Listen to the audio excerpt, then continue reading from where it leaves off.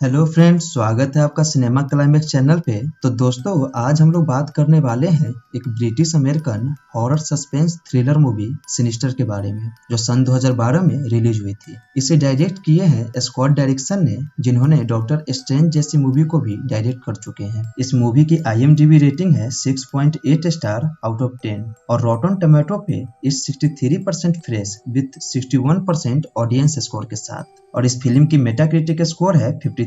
तो आज हम लोग इस मूवी के बारे में विस्तार से बात करते हुए इस मूवी से जुड़े फैक्ट्स पे भी बात करेंगे। इस मूवी की कहानी को अच्छे से समझने के लिए कृपया आप इस वीडियो को पूरी देखें। अगर आप इस चैनल पे पहली बार आए हैं तो कृपया इस चैनल को सब्सक्राइब करें और बेल आइकन को जरूर दबाएं, ताकि आपको सभी वीडियो की नोटिफिकेशन मिल सके।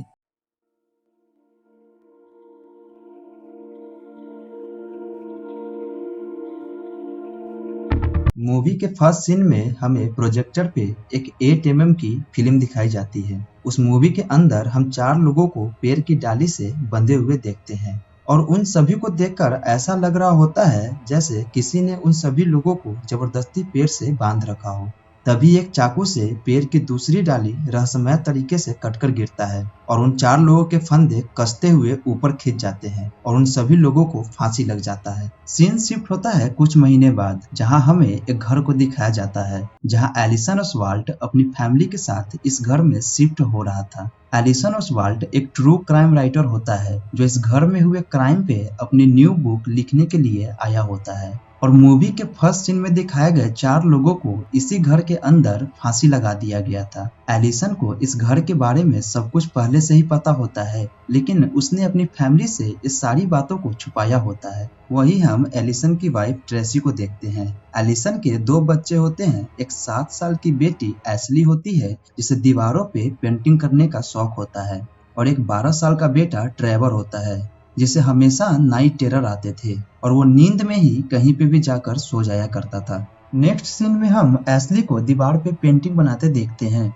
और एलिसन और एशली की बातों से हमें पता चलता है कि एशली इस घर में आने से बिल्कुल भी खुश नहीं होती है, और एलिसन एशली से वादा करते हुए कहता है कि अगर बुक कंप्लीट हो गई और हमें यहाँ मन नहीं लगा तो हम लोग इस घर को छोड़कर चले जाएंगे। और यहाँ पे हमें पता चलता है कि एलिसन की आर्थिक स्थिति सही नहीं होती है, इसलिए वह इस घर में रहने के लिए आया होता है। नेक्स्ट सीन में हम पेंसिल्वेनियन शेरिफ को देखते हैं जो एलिसन से मिलने आता है। शेरिफ के बातों से हमें पता चलता है कि वो एलिसन और उसकी लिखी हुई बुक को बिल्कुल भी पसंद नहीं करता है।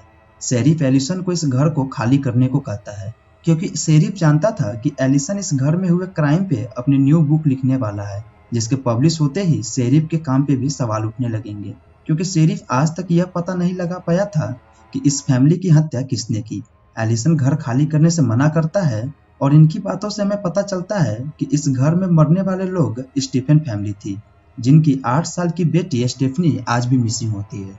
शेरिफ के जाने के बाद ट्रेसी एलिसन से पूछती है कि इस घर में कोई क्राइम तो नहीं हुआ है, और एलिसन झूठ बोलते हुए मना कर देता है क्योंकि आज से 10 साल पहले एलिसन द्वारा लिखी हुई बुक केंटकी ब्लड बहुत ही फेमस हुई थी, और उसके बाद एलिसन की सारी लिखी हुई बुक फ्लॉप हो गई थी, और एलिसन इस बार एक अच्छी बुक लिखना चाहता है और इसी वजह से वो अपनी फैमिली को कुछ भी नहीं बता रहा होता है। उसके बाद हम एलिसन को उसी पेड़ को देखते हुए पाते हैं जिस पे मूवी के फर्स्ट सीन में दिखाए गए 4 लोगों को फांसी लगा दिया गया था। जब एलिसन घर की एटिक में कुछ सामान रखने जाता है तब उसकी नजर वहां पे रखे एक बॉक्स पे जाता है। उस बॉक्स पे होम मूवीज लिखा होता है और उसे खोलने पे उसके अंदर एक छोटा सा प्रोजेक्टर और कुछ 8 mm मूवीज की रील्स होती है। एलिसन उस बॉक्स को लेकर अपने ऑफिस में आ जाता है।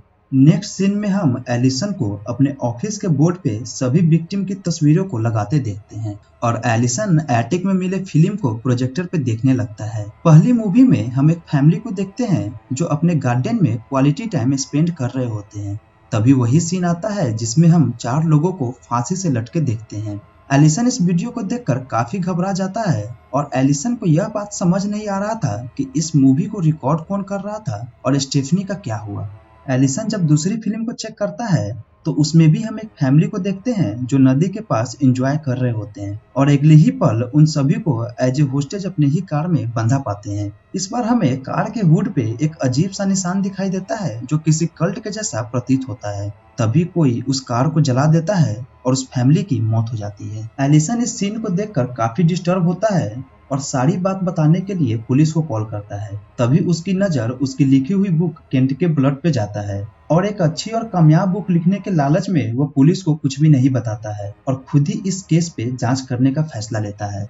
एलिसन जब अगली मूवी चेक करने जा ही रहा होता है तभी उसके घर से कुछ अजीब सी आवाजें आने लगती है। जब एलिसन उस आवाज का पीछा करते हुए घर के नीचे जाता है तो उसे वहां पे एक बॉक्स अपने आप ही हिलता हुआ दिखता है। तभी उस बॉक्स से ट्रेवर निकलता है और जोर जोर से चिल्लाने लगता है। एलिसन उसे लेकर घर के बाहर जाता है ताकि ट्रेवर कंट्रोल में आ सके। यहाँ हैरानी की बात यह थी कि ट्रेवर को बहुत सालों से नाइट टेरर आना बंद हो गया था और एलिसन यह अनुमान लगाता है कि शायद घर चेंज करने की वजह से ट्रेवर को नाइट टेरर आ रहे हैं। जब अगली सुबह एलिसन ट्रेवर से कल रात में हुए घटना के बारे में पूछता है तो ट्रेवर को उसके बारे में कुछ भी याद नहीं होता है।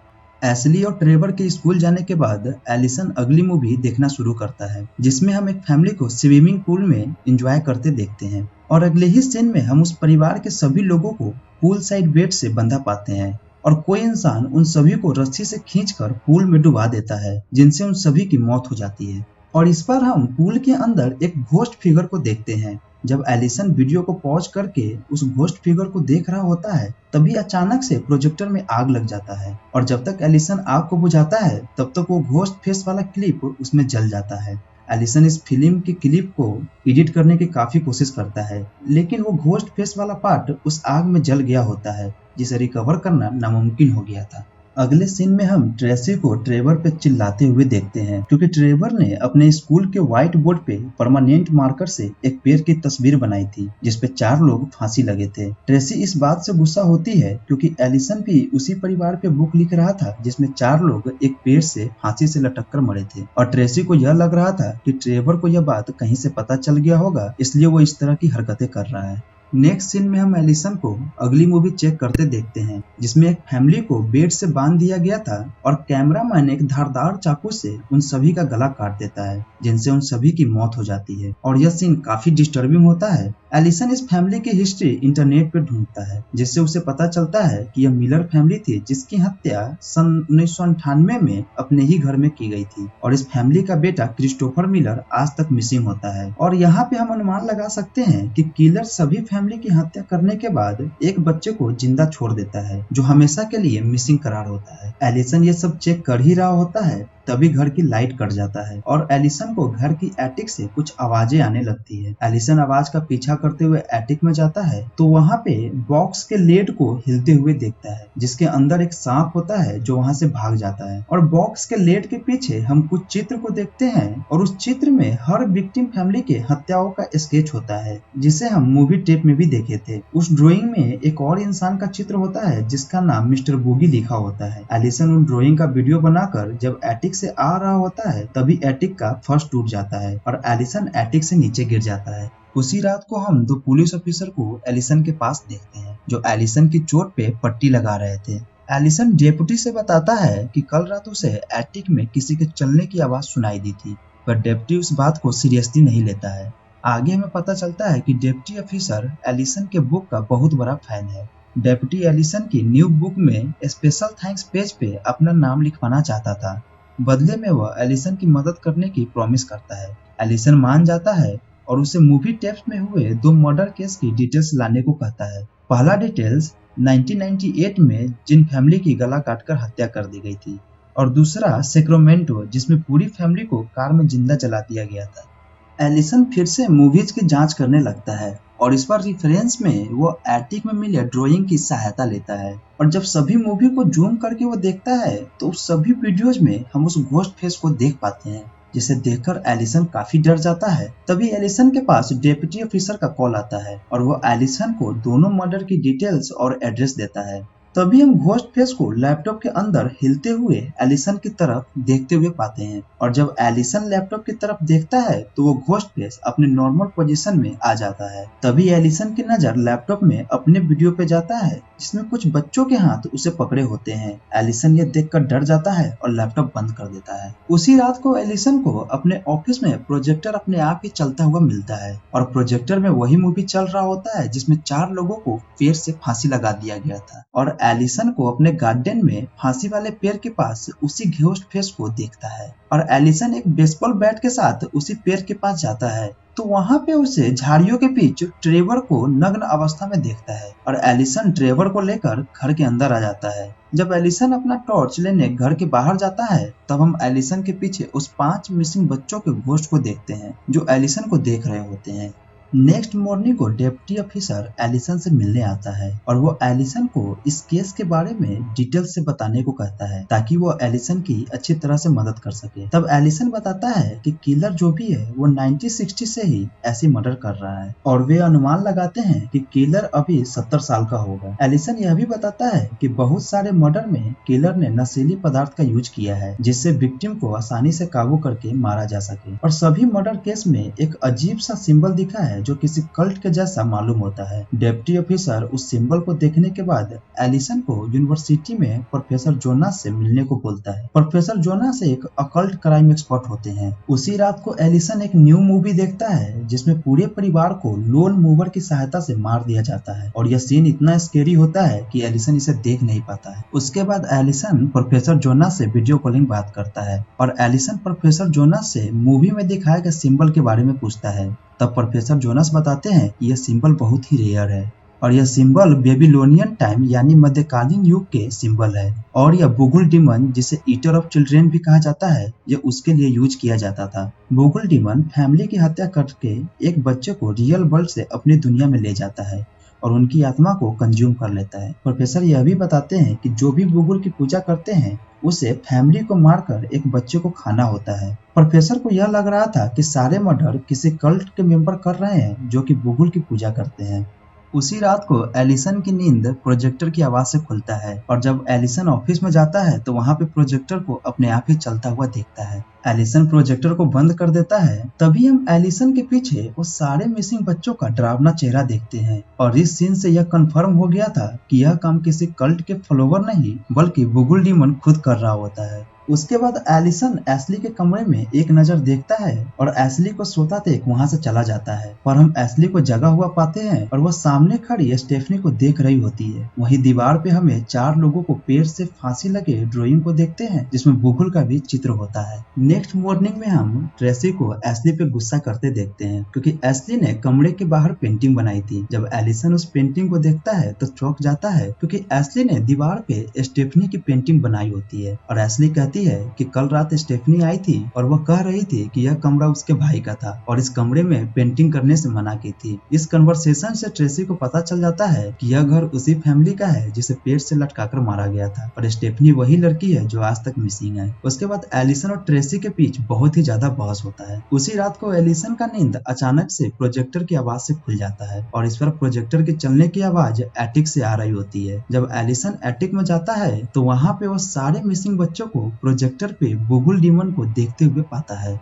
और वो सारे बच्चे एलिसन की तरफ देखकर खामोश रहने का इशारा करते हैं। तभी वीडियो में दिखता हुआ बुगुल एलिसन के सामने आ जाता है जिससे एलिसन एटिक से नीचे गिर जाता है। तभी एटिक से मूवीज और प्रोजेक्टर भी नीचे गिरता है। एलिसन उस मूवीज और प्रोजेक्टर को घर के बाहर जाकर जला देता है और एलिसन उसी समय इस घर को छोड़ने का फैसला ले लेता है और वो अपने बच्चों को उठाता है और बिना कोई सामान लिए आधी रात में ही उस घर को छोड़कर चला जाता है। नेक्स्ट सीन में हम एलिसन को अपने पुराने घर में शिफ्ट होते देखते हैं। तभी एलिसन के पास डिप्टी ऑफिसर का कॉल आता है पर एलिसन कॉल को कट कर देता है क्योंकि एलिसन अब बुक नहीं लिख रहा होता है, इसलिए वह उस घर या डिप्टी से इसके बारे में कोई भी बात नहीं करना चाहता था। उसी शाम को एलिसन के पास प्रोफेसर जोनास का मेल आता है जिसमें गूगल से संबंधित कुछ तस्वीरें होती है। तब एलिसन प्रोफेसर से वीडियो कॉल बात करता है और वीडियो में प्रोफेसर एलिसन को कुछ प्राचीन तस्वीर दिखाते हुए कहते हैं कि गूगल के बारे में बहुत कम ही इंफॉर्मेशन अवेलेबल है, क्योंकि बहुत पहले क्रिश्चियंस को यह लगता था कि गूगल तस्वीरों के माध्यम से ही हमारे दुनिया में आ जा सकते हैं। इमेजेस गूगल के लिए एक गेटवे के जैसा काम करता है, इसलिए क्रिश्चियंस ने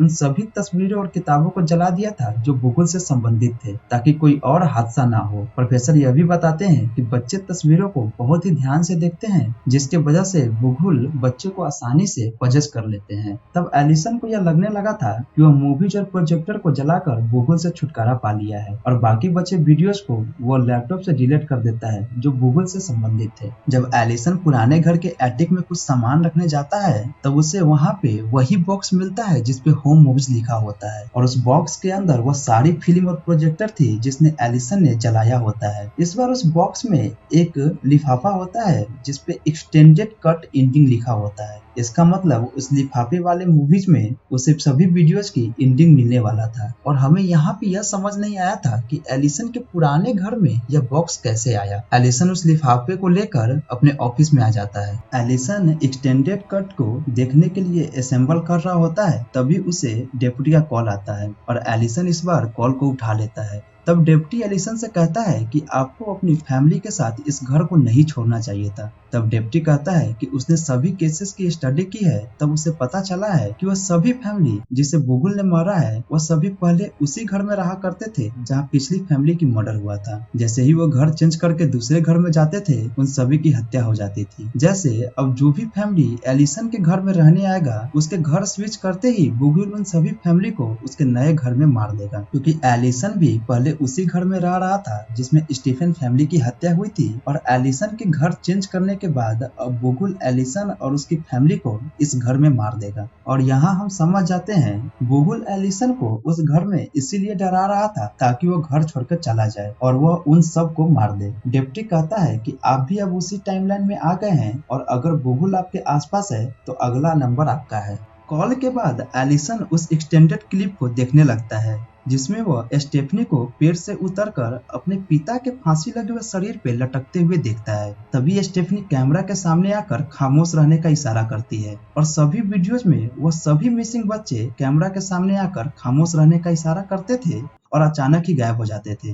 और हमें यहाँ पता चल जाता है कि सभी फैमिली की हत्या वही मिसिंग बच्चों ने किया होता है जो शायद गूगल से पजेज होते हैं। एलिसन ये देखकर डर जाता है और उसका सर चकराने लगता है। तब एलिसन कॉफी पीने जाता है, तभी वह कॉफी के अंदर एक ग्रीन कलर का लिक्विड दिखता है जो उसके कॉफी में मिलाया गया था। वहीं पे एक पेपर नोट होता है जिसपे गुड नाइट डैडी लिखा होता है। तभी एलिसन बेहोश हो जाता है और हम एलिसन के पीछे एशली को खड़ा देखते हैं जो शायद गूगल से पजेज होकर यह सब कर रही थी। जब एलिसन को होश आता है तो वो अपने हाथ पांव बंधा हुआ पाता है और उसके मुंह पे टेप चिपकाया गया था। वहीं हम ट्रेवर और ट्रेसी को भी बंधा हुआ पाते हैं। तभी वहाँ एशली एक कुल्हाड़ी और एक ATM रिकॉर्डर के साथ आती है और एशली एलिसन से कहती है कि don't worry daddy, I make it famous again. और एशली रिकॉर्डिंग स्टार्ट करती है नेक्स्ट स्टेप के लिए और कुल्हाड़ी से पूरे फैमिली की जान ले लेती है। तभी एशली कैमरा के सामने आकर खामोश रहने का इशारा करती है और हम खून से बना गूगल का सिंबल एक दरवाजा पे देखते हैं। तभी एशली उस बॉक्स के लेड पे ड्राइंग बनाती है जिसमें वो अपने परिवार के 3 टुकड़े किए हुए तस्वीर बनाती है और वो सभी मिसिंग बच्चे प्रोजेक्टर से एशली को देख रहे होते हैं। तभी हम एशली के पीछे गूगल को देखते हैं और गूगल को देखकर वो सारे मिसिंग बच्चे वहां से भाग जाते हैं और गूगल एशली को गोद में उठाता है और चलती प्रोजेक्टर में ही गायब हो जाता है। नेक्स्ट सीन में हम एलिसन की एटिक को देखते हैं जहां उसी बॉक्स में एक और मूवी की कैसेट होती है जिसपे हाउस पेंटिंग 12 लिखा होता है। तभी कैमरा के सामने गूगल आता है और मूवी यहीं पे खत्म हो जाता है। इस मूवी में किलर बच्चों ने 8mm कैमरा रिकॉर्डर का यूज किया है और हम जान पाते हैं कि गूगल हमारी दुनिया में आने के लिए तस्वीरों की सहायता लेता है। पर यह बात कितना सच है यह आपको सिनिस्टर पार्ट 2 में पता चलेगा। इस मूवी में हमें यह नहीं पता चल पाया कि एशली गूगल से कब पजेज हो गई थी, और हम लोग अनुमान लगा सकते हैं कि जब एलिसन अपने पुराने घर में शिफ्ट होता है तभी एशली गूगल से पजेज हो जाती है। आई होप कि आपको यह वीडियो अच्छा लगा होगा, और ऐसे ही इंटरेस्टिंग वीडियो देखने के लिए कृपया इस चैनल को सब्सक्राइब करके बेल आइकन को जरूर दबाएं। और हम मिलते हैं आपसे अगली वीडियो में, तब तक के लिए बाय।